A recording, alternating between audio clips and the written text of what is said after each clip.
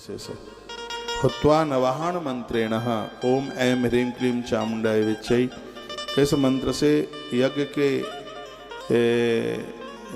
समापन में जब आप पूर्णाहुति आप कर रहे हैं, रोज यज्ञ नहीं हो पा रहा है तो 9वें दिन तो हवन होना ही चाहिए, यज्ञ होना चाहिए। तो हुत्वा नवाहन मंत्रेण भोजयित्वा कुमारिका, यदि किसी ने दुर्गा सप्तशती के पाठ, घट स्थापन और अखंड ज्योत और नवाहन मंत्र के द्वारा यज्ञ और बेटियों का पूजन कर लिया है, कन्याओं का पूजन कर लिया है, मुझे लगता है उसने माता रानी के 51 पीठों का दर्शन कर लिया, कुछ छोड़ा ही नहीं, सब कुछ कर लिया। इतनी बड़ी महिमा। हुत्वा नवाहन मंत्रेण भोजयित्वा कुमारिका, पत्नी दोनों मिल करके, शादी हुई है, ऐसी वर्ष हुई है, पति पत्नी दोनों मिलकर के नवरात्रा का प्रथम पहला व्रत जोड़े के साथ जरूर करें। हमारा ग्रंथ कहता है पति पत्नी दोनों मिलकर के नवरात्रा करें, पूरा समय दें, दुर्गा सप्तशती का पाठ करें। कल आप सुन रहे थे राजा दुर्दम जो कि रेवती को ब्याह के लेकर के आए थे, महात्मा प्रमुच ने जिस बेटी का पालन किया था, ये कल आपने सुना था। महात्मा ने कहा था अपने दामाद को, जामाता को कहा था कि श्रीमद् देवी भागवत की कथा सुनना, माँ का पूजन करना तो माँ बहुत आनंद कर देगी। पुण्येत समय प्राप्ते ग्रही सुस्थान संगतई, परिवार को आगे बढ़ाने में मातृ शक्ति का बहुत हमेशा से हाथ रहा है, इसलिए परिवार उस नारी से कभी ऋण मुक्त नहीं हो पाता। कल मैं निवेदन कर रहा था गृहिणी का मतलब क्या है, संपूर्ण घर परिवार जिसका ऋणी है, इसलिए तो उसको गृहिणी कहते हैं। तो यह रेवती जिसको एक ऋषि ने पाला, तो इस घर में आई, पूरे क्षेत्र की बिल्कुल जीवन ही बदल दी इस बेटी ने।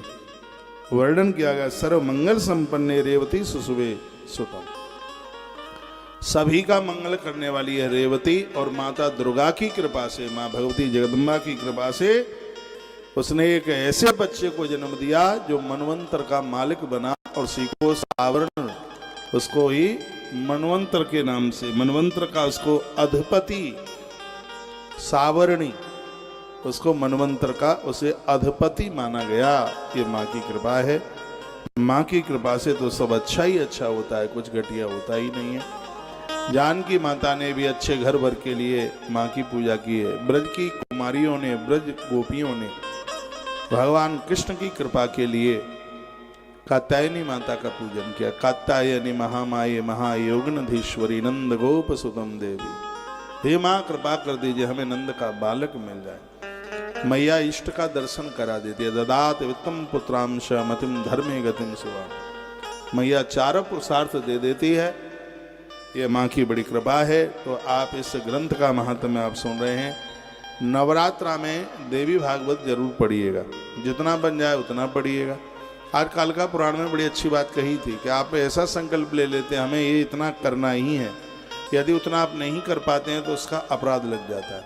आप ये कहें कि 9 दिन में देवी भागवत, 9 दिन में देवी भागवत पूरी पढ़नी है और आप ना पढ़ पाए तो आपको अपराध लग जाएगा। मैं हूँ, आप हो, कोई भी हो। तो उस कालिका पुराण में लिखा है यथाशक्ति, देवताओं के सामने कही यथाशक्ति, जितना हमसे बन जाएगा उतना हम करेंगे, तो उसमें कोई भी अपराध नहीं है। तो जितना भी पढ़ लें, एक स्कंद, इसमें 12 स्कंद है, एक स्कंद पढ़ लें, 2 स्कंद पढ़ लें, 3 पढ़ लें, जितना हो जाए उतना पढ़ लें, तो फिर कोई दिक्कत नहीं है। नवरात्रा में श्रीमद् देवी भागवत जरूर पढ़िएगा। जैसे कार्तिक के महीने में भागवत, हरिवंश पुराण, जितने भी वैष्णव ग्रंथ हैं उनकी भारी महिमा है। नवरात्रा में श्रीमद् देवी भागवत, मार्कंडेय पुराण, कालिका पुराण और इनकी बहुत बड़ी महिमा। आधु देवज्ञ मावीय मुहूर्तम कल्पये सुधी आरभ्य शुच मासम चह मासटकम स्वभाव्यम। कहा गया कि इस कथा में कोई नक्षत्र पड़ जाए, हस्त अश्वनी, हस्ता अश्वमूल, पुखे, ब्रह्म मैत्रेंद्र वैष्णवे, तो उस कथा की बड़ी महिमा हो जाती है। इस कथा में चारों नवरात्रा में से कोई भी नवरात्रा पड़ जावे तो ज्योतिषी लोग कहते हैं कि इस देवी भागवत की महिमा अपने आप में बहुत ज़्यादा हो जाती है। कहीं इसमें मृगशिरा नक्षत्र आ जाए, श्रवण नक्षत्र आ जाए, या और कोई पुण्यमयी तिथियां आ जावें, तो बहुत ज़्यादा इस ग्रंथ की महिमा बढ़ जाती है। जिस नक्षत्र में बृहस्पति हों उससे चंद्रमा तक गिनने पर इस प्रकार फल होते हैं। 4 नक्षत्र धर्म के प्राप्ति के होते हैं, 4 नक्षत्र उसमें लक्ष्मी प्राप्ति के होते हैं। इसके बाद एक नक्षत्र कथा में सिद्धि प्रदान करने वाला होता है, जो इष्ट का दर्शन करा देता है। जो 27 नक्षत्र हैं उनमें 4 नक्षत्र तो ऐसे हैं जिन नक्षत्रों में सदकर्म हो जावे तो लक्ष्मी प्रचुर मात्रा में चल करके आएगी। 4 नक्षत्र उसमें ऐसे हैं यदि वह उसमें चल करके आ जावे तो व्यक्ति को धर्म की प्राप्ति, धर्म में बहुत आगे ये समय लोगों को सिद्धियां मिल जाएंगी। ऐसे 4 नक्षत्र हैं, यदि पूजा में आराधना साधना वो 4 नक्षत्र आ जावे तो सिद्धि मिल जाएगी। और वर्णन किया गया है कि उसमें एक नक्षत्र और भी इसमें ऐसा अद्भुत है, बहुत ज़्यादा परम सुख की प्राप्ति लिखा है। पीड़ात भूपति भयम ज्ञान प्राप्ति क्रमात् फलम। कोई व्यक्ति बीमारी से बहुत पीड़ित है तो उनके लिए यह श्री मद देवी भागवत की कथा है, उसे रोग से बिल्कुल मुक्त कर देती है। अथवा प्रीत देवा नवरात्रि चतुष्टय, ये तो कभी भी भगवान की कथा आप सुन लें, लेकिन चारों नवरात्रा में इस कथा की महिमा बहुत ज़्यादा है। संभारम तादृशम कार्यम विवाहादौ च आदर्शम नवाह यज्ञ चाप से विधेयम यत्न तो बुदई। विवाह आदि में जिस प्रकार उत्साह पूर्वक आप तैयारियां करते हैं उसी प्रकार से नवरात्रा जब आप मनाते हैं आपको उतनी ही खुशी होनी चाहिए। जितना बच्चों की शादी में विवाह में आपको जितनी खुशी होती है उससे भी ज़्यादा प्रसन्नता इस देवी भागवत के अनुष्ठान में होनी चाहिए। माँ की कृपा समझिए, ये तब ही मौका सौभाग्य प्राप्त हो सकता है। आप जो बैठे हैं आप ऐसे ही नहीं आ गए हैं, ये माँ ने बड़ी कृपा करी है तब, नहीं तो यहाँ बहुत लोग रहते हैं आसपास और सबको पता भी है लेकिन सब नहीं पहुँच पाए। स्पष्ट वर्णन है कि यहाँ तो वही पहुँचेगा जिसको देव बुलाएगा। सायई वहवा कार्या दम्भ लोभा विवर्जिता है। कथा में दिखावा मन दिखाइए, पाखंड नहीं बिल्कुल भी। जो वेद का खंड करे वही तो पाखंड है।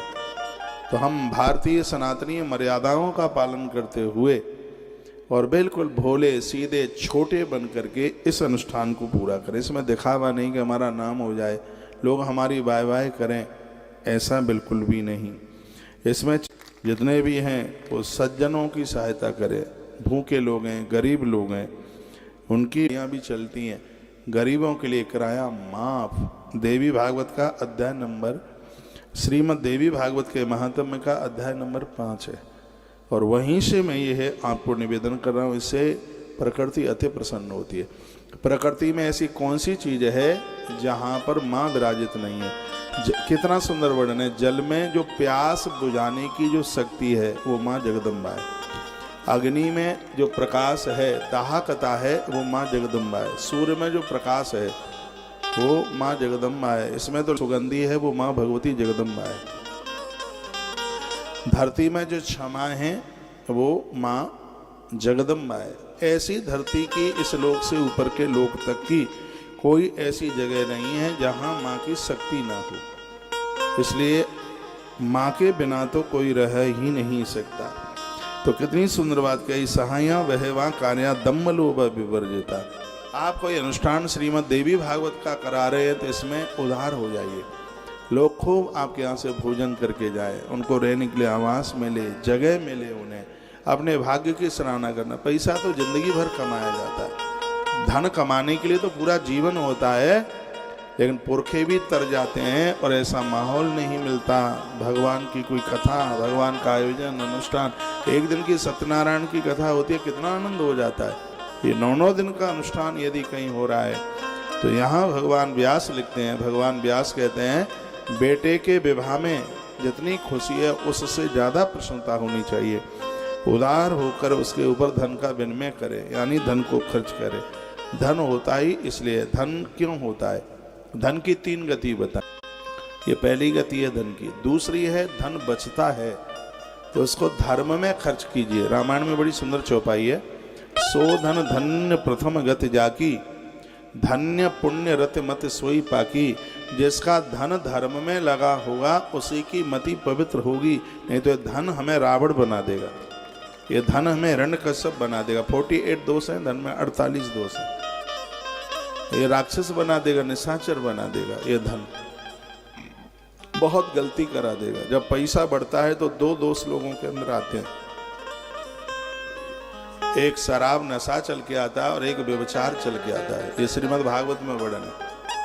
ये धन चल के आता है और पैसा आने पर यदि कोई इस दो चीजों से बच गया, उसके ऊपर गुरु और भगवान की बहुत बड़ी कृपा है।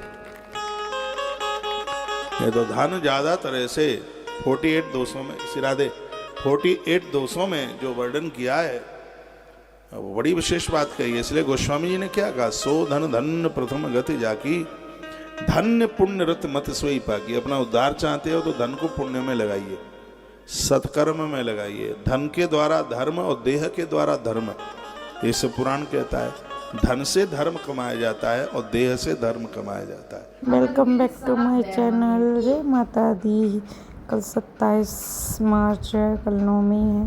सभी लोगों को हार्दिक शुभकामनाएं।